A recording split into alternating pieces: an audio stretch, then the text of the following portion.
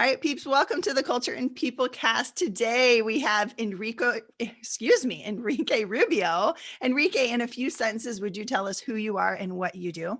Yeah, absolutely. I am the founder of Hacking HR, a global learning community bringing together HR leaders and practitioners to discuss, collaborate, share, support each other, challenge each other around all things at the intersection of future of work, technology, organizations, people transformation, innovation, and of course, the impact in the HR world. I am very passionate about the world of HR and the endless possibilities that we have to create a much better workplace for the humans and of course for the very organization to make it successful in the long run. Yes, agreed. And I love the community that you've built with Hacking HR. So I think it's Thank you. wonderful. And the work you've been doing around people and culture, that's so impactful. What is your favorite thing about this type of work? That it really never ends. It is a cycle of doing something that works today, but then that something doesn't work tomorrow. And then it Yeah. keeps you always engaged. Just the perfect example of that is whatever we designed in the workplace pre-pandemic is not relevant anymore today. Maybe some pieces of it make sense, but the entirety of it doesn't make sense anymore because something around the lines of 80 to 90% of the creative workforce is working from home. Yeah. And that means that you need to find new ways to create strong cultures that allow the business to succeed, but also people to thrive. And that means that we are now in a place of, all right, what do I do now that I was thrown into a new set of circumstances, that the demands are different? So next year, there's going to be something else. And in 2023 or 2022 or 2025, there's always going to be something different in this world.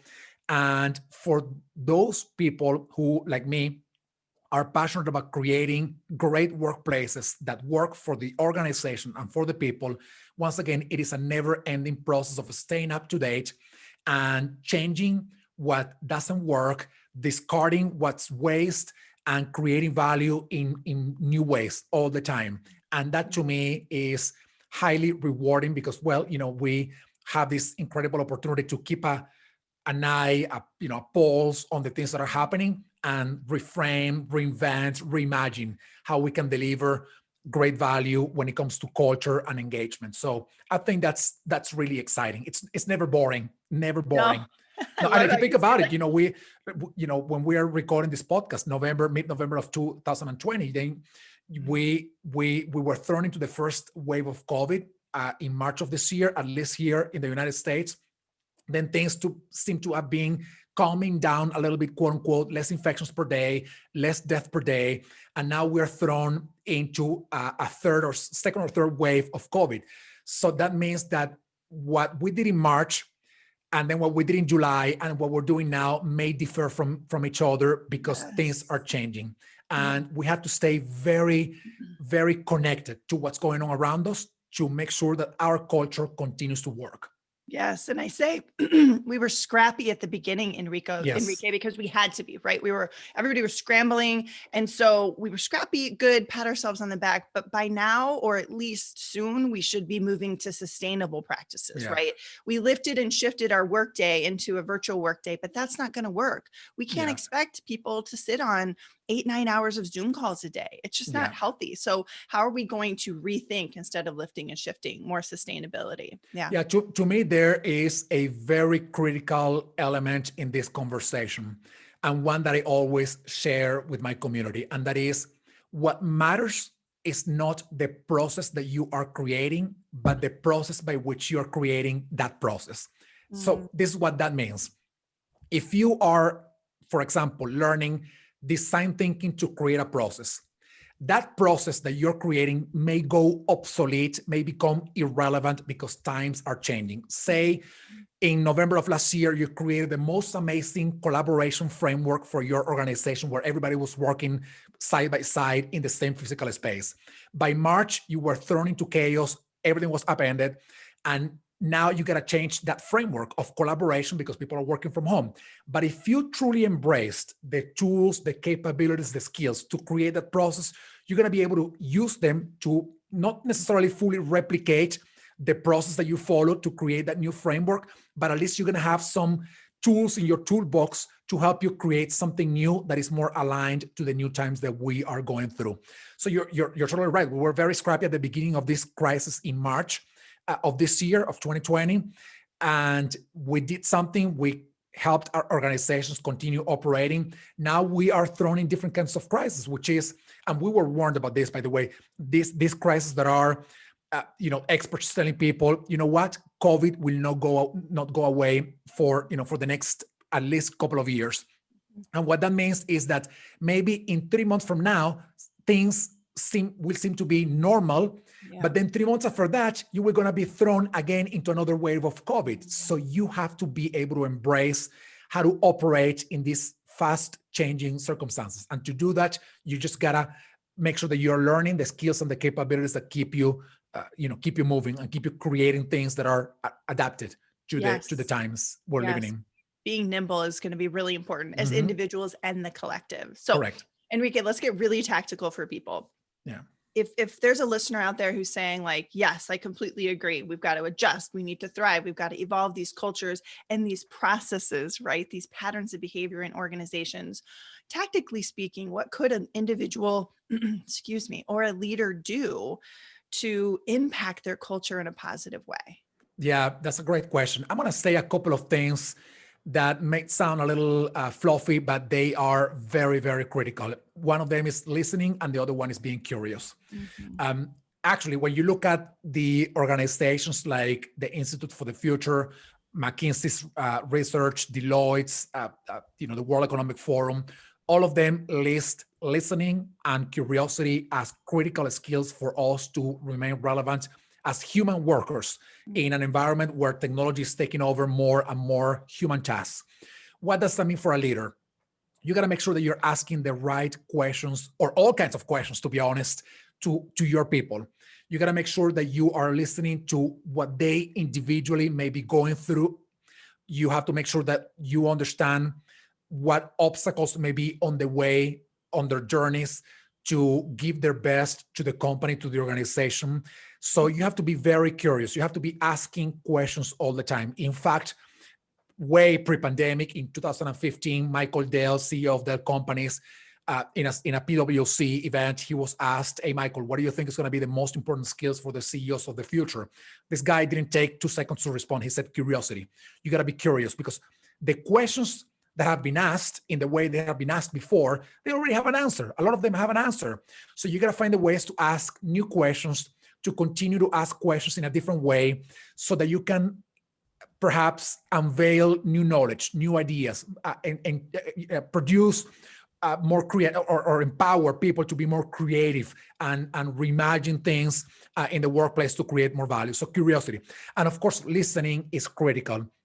And I'm going back to March of 2020, at the beginning of the shutdowns and all the crisis of the pandemic in the US. A lot of leaders were struggling with what to do. They had no idea what to do. The ones that I talked to that have been the most successful through this crisis are the ones that come forward to their teams saying, "I have no idea how to resolve this. These are the questions that we have to respond to. What do you guys think?" And then you start listening to what your people have to say.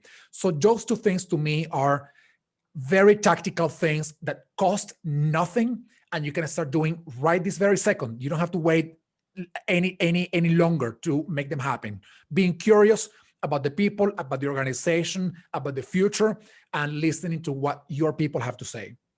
Yes, I talk, I think in my TEDx talk, yeah, I did. Curiosity was one of the top 4 things. And I still talk about it in my keynotes. Like, curiosity is one of those skills that it makes others feel good when we're curious. Yeah. It takes practice to get better at, but it can be so impactful, especially for that leader, as you were talking about, that CEO level, or any leader. Self-awareness is the biggest, predictor of success. I think Cornell did that study.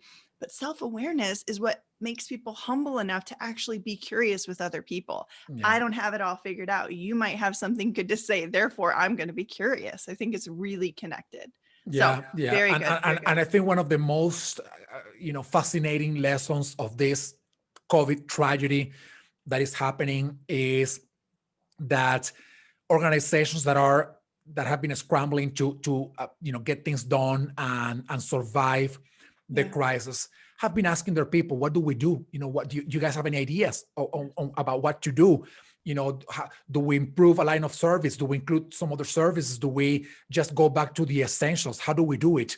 And that return to the human and that extra consideration to something that we should have always done, but we didn't, which is tap into the unlimited potential and the unlimited talent of the people that already work for you. Yes. I mean, Yeah. they know you, they know your operation, they know what others are thinking outside and inside. Just tap on their talents, just ask them and listen. Of course, it's a balance of both. Yes, I think that's so great. And that tactically speaking, ask your people, right? Yeah. That you said, like, that's the recommendation. Ask your people, ask often. And, I was talking to an executive I was coaching and, I think there was 6 months between his suggestion of we're going to meet daily. And then when I talked to him and I said, well, are you still meeting daily? He's like, yeah, it seems to be working. I said, well, when's the last time you asked your people? Is that still working for you? Maybe at the beginning when everybody was scared, meeting every day made sense. But now that everybody's sort of getting into this rhythm or developing new habits, maybe every day doesn't. I don't know. You won't know until you ask your people. Yeah. Great Absolutely. recommendation. Thank you, Enrique. Okay, so 2 quick things. A shout out. Are there any other leaders doing great work in the ring that you would want to acknowledge? There are plenty of leaders. I think company wise, one of the companies that I'm always fascinated by is IBM because of their approach, at least in the HR space, their approach to designing things around people, using design thinking and a very human-centered approach. I think they are doing great work, and there are many. One thing that has emerged over the past few years is that this idea of the one guru that is the one that knows about everything and is the one person, that idea has been shattered because there are so many people out there doing just so much great work. So I don't necessarily mention one of them. I just tell people, just go to LinkedIn and keep an eye on the people that continually talk about important topics, engage with them, reach out to them, ask them, because there are many out there, and we bring a lot of them to the Hacking HR community through the events that we do, the panels we put together, the podcast that we are doing. But just keep an eye on LinkedIn. I think you're gonna find a lot of great stuff out there. Yes, and we'll make sure we link to your LinkedIn account. So I think that's a great absolutely, follow, Enrique. So last one, what favorite resources of yours, even, something that Hacking HR has done that you would point people to advance their thinking and culture and people? Yeah, absolutely. Just get into, I mean, once again, there's a lot of great stuff out there, but of course, I'm going to talk a little bit about the Hacking HR content that we have available. I just encourage people to join the events that we're doing. All of them are for free. Listen to our podcast. We are releasing one podcast every day, one podcast episode every day. Great conversations with fascinating leaders from all over the world. So just check it out. And the more you get engaged with what we're doing Hacking HR, the more people you will know, because then you're going to find all the guests that we're inviting to our podcast, the people that are speaking at our events. So you will expand your horizon of subject matter experts and top-notch leaders in the world talking about things that matter to everybody. So just get engaged with our content. In Hacking HR, go to our LinkedIn company page, subscribe to our newsletter, and you will be getting great information. That's great. Thank you, Enrique. And thank you for everything you're doing for the world of work and our workplaces, for culture and people with Hacking HR and in just the broader term. So I really appreciate you being on today. Thank you. Thank you for inviting me. Of course.